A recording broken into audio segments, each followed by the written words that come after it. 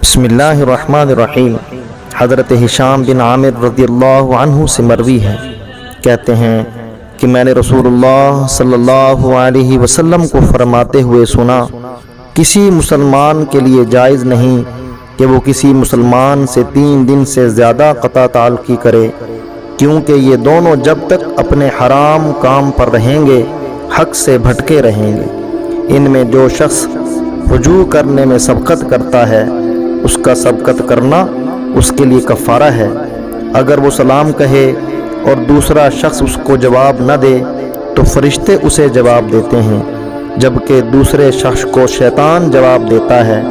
अगर वो इसी क़ता ताल्लुक़ी पर फोत हो जाएं तो कभी भी जन्नत में जमा ना होंगे।